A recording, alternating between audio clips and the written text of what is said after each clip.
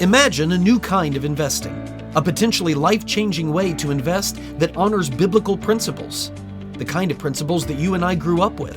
Since 1994, Timothy Plan has made biblically responsible investing possible, offering mutual funds and ETFs that are filtered for biblical principles. Don't compromise your values. Invest with Timothy Plan. Ask your financial advisor or call Timothy Plan at 1-800-TIM-PLAN. Again, that's 1-800-846-7526 and discover what it means to be a biblically responsible investor. Investing involves risk, including possible loss of principal. Before investing, carefully consider a fund's investment objective, risks, charges, and expenses contained in the prospectus available at timothyplan.com. Read carefully before investing. Mutual funds distributed by Timothy Partners Ltd. and ETFs distributed by Foreside Fund Services LLC. As a paid testimonial, there is no guarantee of future performance and each experience will differ. Hey there, welcome again to another edition of the Memo Pod. I'm glad that you made time for us today. Those of you who are free subscribers, by the way, the new website is almost ready. I've been working on so many things. I can't even tell you how excited I am about what's coming up in the next couple months. It's just been, there's a lot percolating, and I know it seems like it's just business as usual, but you have no idea. But anyway, what was I getting ready to say? The new website is coming, but what was I going to say before that? I don't know. Because of the way it breaks down, like so you can subscribe and all of that tells you what you're going to get. Those of you who are free subscribers, I think that this opening segment will it'll inspire you. That's the only word for it. The opening half of the Memo Pod today. I think it's an important conversation. We need to have it. But for those of you who are paid subscribers, what comes up on the other side of this whole Memo Pod? After the break, we're going to get into the glee, the unrestrained glee that I'm seeing on the left side of the political aisle, the left side of culture, the progressive, liberal, if you want to call it that, just leftist side of politics, the unrestrained glee at Donald Trump being fingerprinted and mugshot and all of that. I mean, they're going nuts. And I think that it's a cautionary tale. I think that it's important to remember the pendulum. And we've been here before, that the left has expressed exuberant glee over seemingly getting their way and getting what they wanted. But then when that pendulum swung back, they really, really got upset. And I think the same thing is going to happen. And we'll talk about it in the second half of the program. Like, I understand that seeing Donald Trump's mugshot is great. For a guy that campaigned in 2016 on Lock Her Up, now that he has gotten a mugshot and she doesn't have one, I know that really seems like it's you're just desserts. And a lot of people are spiking the football right now. I don't think it ends with the Donald Trump mugshot. And I don't mean that he's going to get reelected and just exact vengeance. I'll tell you what I think is coming up in the second half of the program today. If you're a free subscriber, I would love to share that with you. Give us a shot. Today, give us a shot. Just up it. And try out a month of this Memo Pod. You get the memo sent to your inbox that came out on Monday, where we talked a little bit about, get the memo if you subscribe. And then the Bible teaching and all of that. And with some of the stuff that I said is percolating, we got some discounts on things that are coming that I'm very excited about. And remember also, one of the perks of being a paid subscriber coming soon is our live chats during the debates. It's gonna happen. And I was checking on the logistics of it. And you ought to see my to-do list on a daily basis. And some of you know it because some of you, are involved in some way with me, things going on, or you email me and it takes me 20 years to get back with you. So you know the checklist. But this is one of them that I've been checking on. We got to make sure that we can set this up and it be secure and the right people get in and all that stuff. And yeah, I'm pretty excited about the potential for a live chat. But anyway, let's get into this because I think right now there is a chance for something that we haven't seen in 50 years. I think there is a chance right now for clarity in the abortion debate. And I know that seems like pie in the sky. we're never going to settle abortion. We're never going to settle this. And that's what a lot of people believe. And they may well be right. And I don't mean that this is a chance to settle it once for all. As far as I'm concerned, and I've tried to articulate this in different ways, as long as people are beginning in different places, if their roots are planted in different places, then it's very unlikely that by the time you get to the branches of those trees, where the issues are, that they're going to be in agreement. I mean, it's possible that branches will cross one another, but if you're planted in a foundation that says there is a just and a holy God who presides over the destiny of men and nations, that there is a moral accountability to all of our actions, and no one escapes justice in this life, even if they think they do in this life, they won't in the next. If you're planted there, where God is the foundation of all things, and mankind is set apart because he bears the image of God, then there is an intrinsic value to every human life. If you're planted in a foundation where there is no God, and therefore there is no moral authority, and ultimately there is no justice for things that we do, if you can evade earthly justice, there's no consequence later on. Ultimately, there's no moral authority, there's no right and wrong. Sure, societies benefit from having a right and a wrong and a common standard of human decency that we call it, but we really are borrowing from other foundation points like the Christian foundation to determine what is right and wrong. And then if enough people decide that what Christianity says is wrong, when they decide it's right, well, then they take that off the list. And that's how we progress as a society. And if that's where you are, if there's no moral authority beyond your own desires and your own whims, then if you find it convenient to terminate a child, that's the way it should be, and you should be able to. That's why I would suggest to you that solving the abortion debate is something that could only happen in light of a spiritual renewal that would take place. Political solving of it, a political resolution, I don't think it's ever going to happen. But I do think that open-minded people can have conversations and change their minds. And right now is an opportunity for that to happen. And if you want to say, hey, I'm pro-choice or I'm pro-abortion, and you got to have an open mind too, and maybe somebody will change their mind from pro-life to the other side, yeah, it could happen.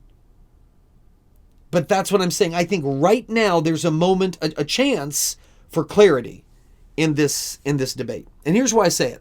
Because all of the protestations were loud, they were angry, widespread.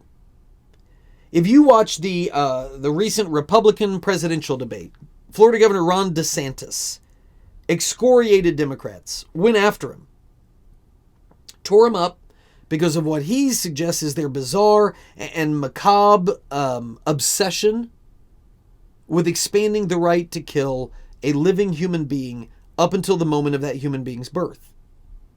And I say that's a living human being because, well, we know what's in the womb is living. It's obviously living. It's moving. It's sucking its thumb. It's doing all of those things. It's obviously a living organism.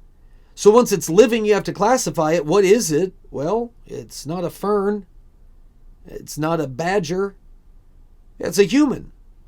A very early stage of development, maybe not even recognizable as a human, but it's a human. I mean, that's what it is. So yes, those of us who acknowledge science at least have to acknowledge that that's a living human. And so when DeSantis says that the left and Democrats in the country, they want to expand the right to kill a living human being up until the moment of birth, you had progressive ministers, you had progressive polls, politicians, you had progressive trolls online, progressive media types, all of them came up for air. Let me read to you some of them. Here's Thomas Horrocks, who is a progressive minister who is married to another progressive minister. He said this, he said, framing the pro-choice position as, quote, abortion on demand up until the due date is so nakedly disingenuous. I wish we didn't have to take people who said that seriously. Okay? I mean, that's That's one take. I'll tell you why I don't think that makes any sense in a second. Al Franken, the former senator who got Me Too'd out of Congress, he said, no one is trying to allow abortions right up to birth. You behind DeSantis. And then former press secretary for the president, Joe Biden, Jen Psaki, she tweets out, no one, she's now on MSNBC, it's a revolving door there. She says, no one supports abortion up until birth. So the outrage was everywhere, whether it's Jen Psaki, who is highly placed in Democrat circles and now hosts this program on MSNBC, whether it's Thomas Horrocks, who is a little known, but he's got a decent following on Twitter, a progressive minister, or whether it is Al Franken, a former senator. You had all of these leftists who are going ballistic. How dare DeSantis say that we support abortion up until the moment of birth? I think I have to say you have to excuse the right, the political right, the conservatives. You have to excuse them for being a little taken aback by all of the outrage. And here's why I say that.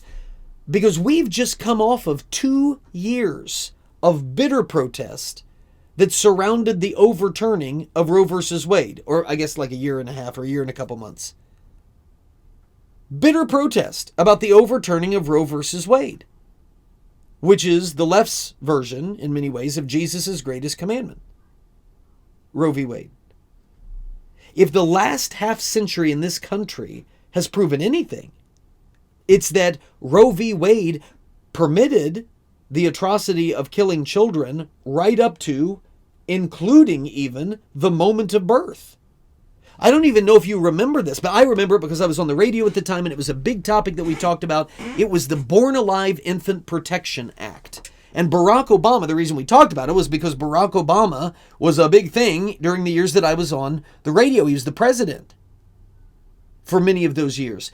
And we talked about Barack Obama's opposition to the Born Alive Infant Protection Act because I found that stunning. I still do.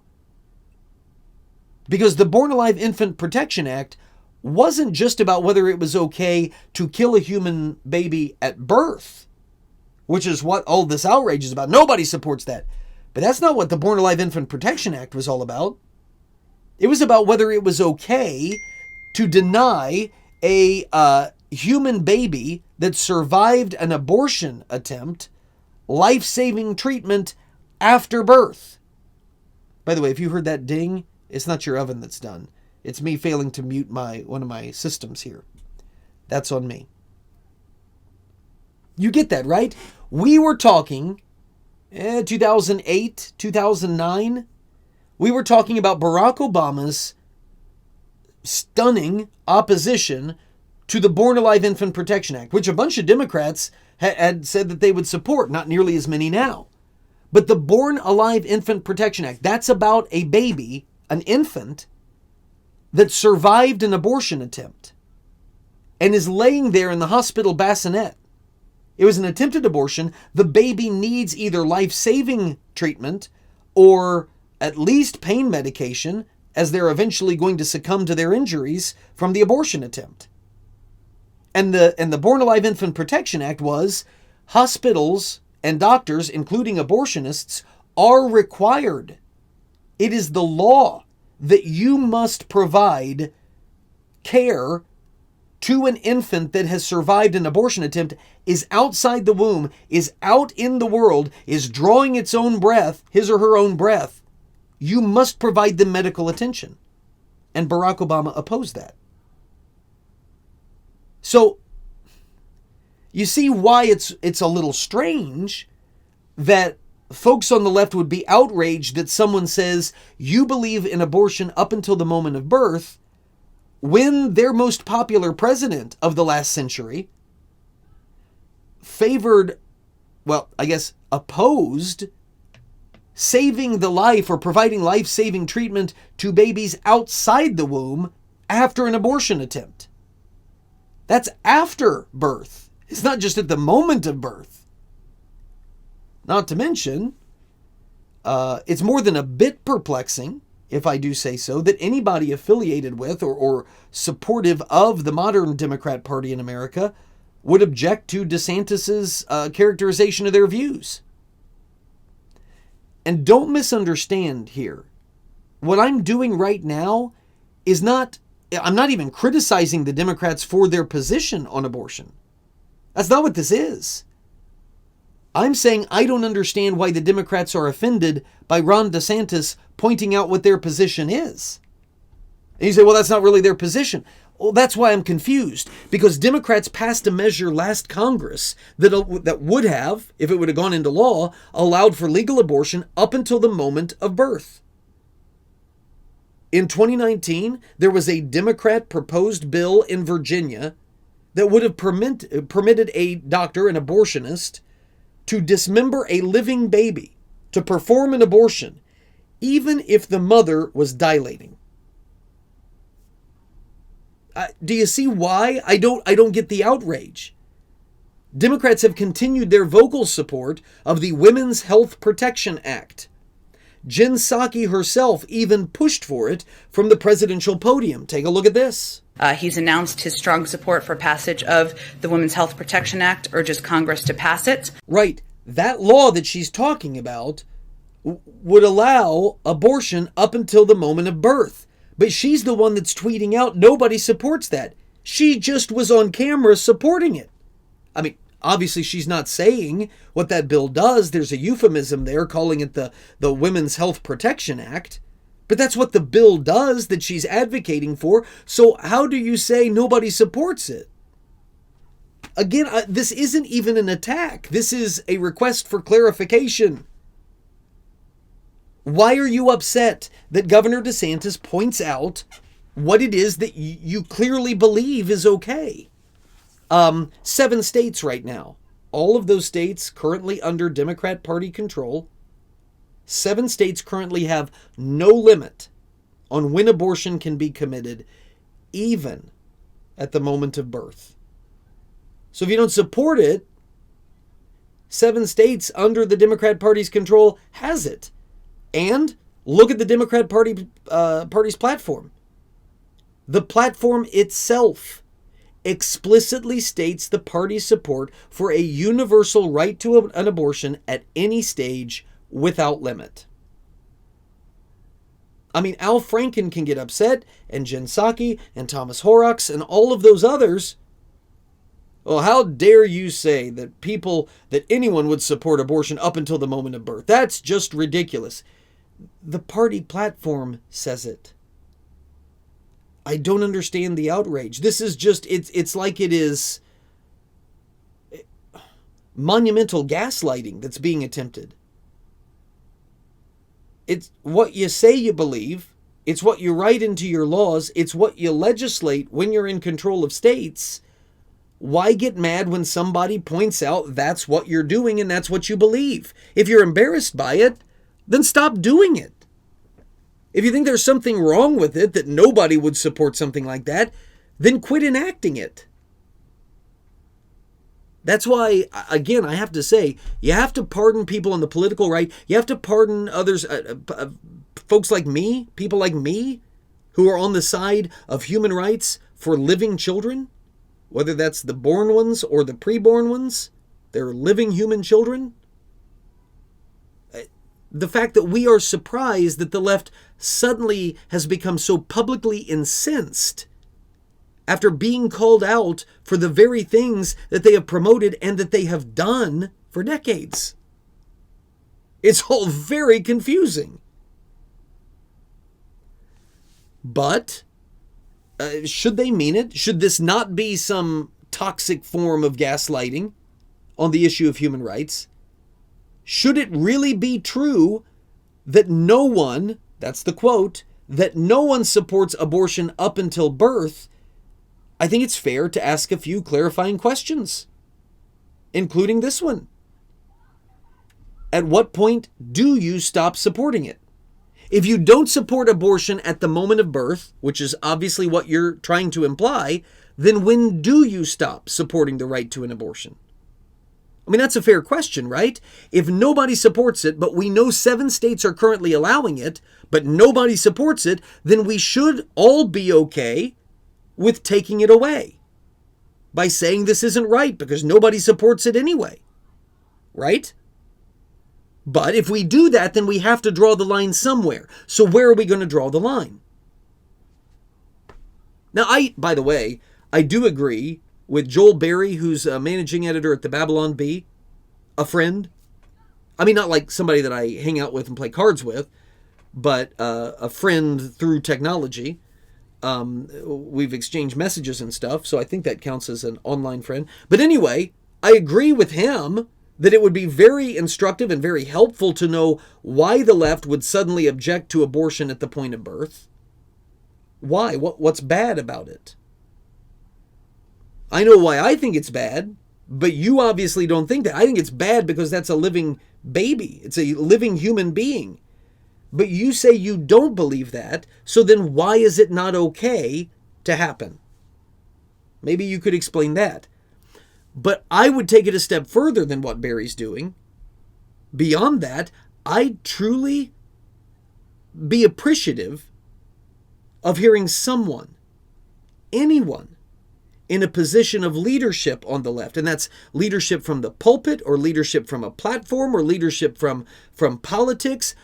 I just want to hear somebody articulate what moment abortion should become illegal.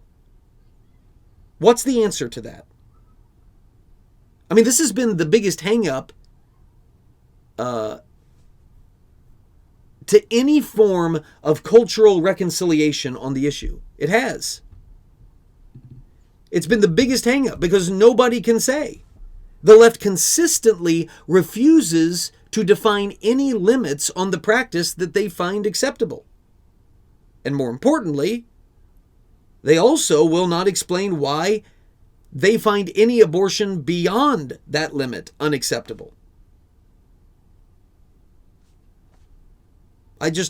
There's never been any answers.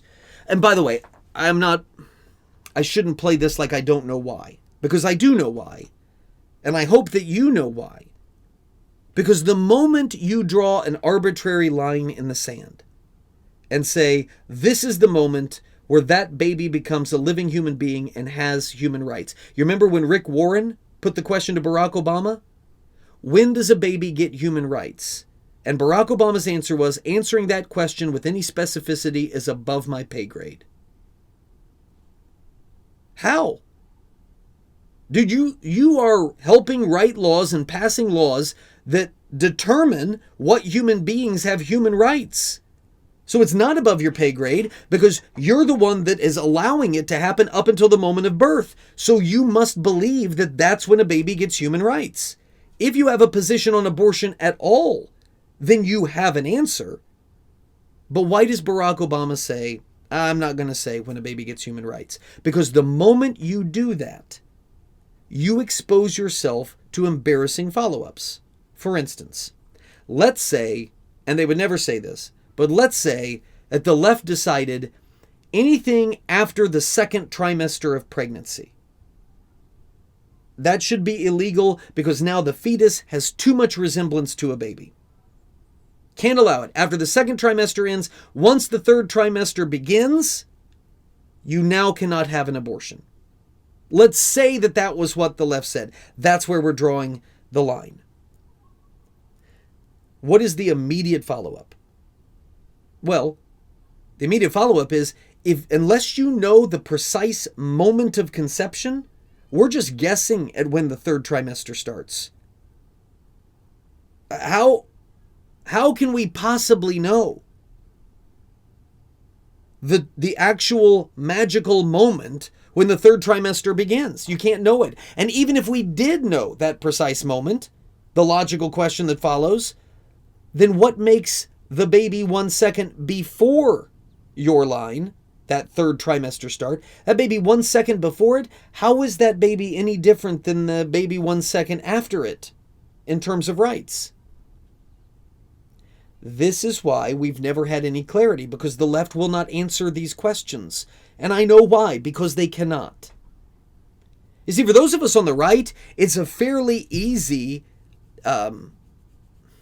it's fairly easy to be consistent, even though I will be the first one to point out that those on the right don't practice it consistently. They will say life begins at conception, but then they'll tack on all of these reasons why it's still okay. Well, if the baby is the product of incest, then you can go ahead and kill the baby. Now, wait a minute. Is that not denying that baby their human rights? Because that begins at conception. Regardless of the circumstances of conception, that is a distinct human being that has those rights. So those on the right actually undermine themselves when they allow for exceptions. Because if the argument is, the consistent argument, it's the only one it can be, conception is the only rational time to mark that there is a fundamental difference between what exists before it and after it. Conception is that magical moment when sperm and egg meet and you have the forming of the zygote. That right there, that is the only meaningful moment that you can say there's a fundamental difference 1 second before to 1 second after. I mean, before conception, you don't have a living human being. The sperm on its own would never become a living human being, walking around and talking. The egg on its own never would. But that zygote, yeah, that's when human life processes begin. Life processes begin at the moment of conception, so that's the only rational place to say that life begins. Now, if the left has a more rational, a better, a more reasonable, a more moral answer than that, then now would certainly be the time to share it and to explain it and to defend it. Now that these questions have come up, do I expect it? No. But now would be the time for it. You can let me know your thoughts. Peter@peterheck.com. That is Peter@peterheck.com. Would love to hear from you. Now, got to go to this break. I got to leave those of you who are free subscribers behind. Unless you want to go ahead and click the link and up yourself to paid subscriber status. Give us a shot. I think it's $10 a month now. $10 a month. I said $8 earlier, but I had told you before that those prices were going to go up. But you can still get the deal for the full year of going $100 a year instead of $120. $10 a month would be $120 for the year. Just $100, and boom, you're good for the year. I hope, from a discipleship standpoint, it would be worth it. But that's your call. Okay, we'll keep sending you these memo pods, the opening half of them. But for those of you who are paid, second half, why I think the left is going to rue the day that they did all of this with the mugshot of Donald Trump and had so much fun at his expense. And again, it has nothing to do with Donald Trump getting reelected in 2024. That's not what I mean. But I've got that, and also just an amazing thought. You remember Joni Eareckson Tada? I mentioned her in my sermon this last Sunday, and it's just stuck with me. Her, what she wrote, I want to share just a little blurb of it. I mean, to me, it's moving, and it's fascinating, and it's powerful, and it's godly, and we'll do it, okay? After this short break, those of you who are free, I'll see you next week. Those of you who are paid, hang tight. The Memo with Peter Heck.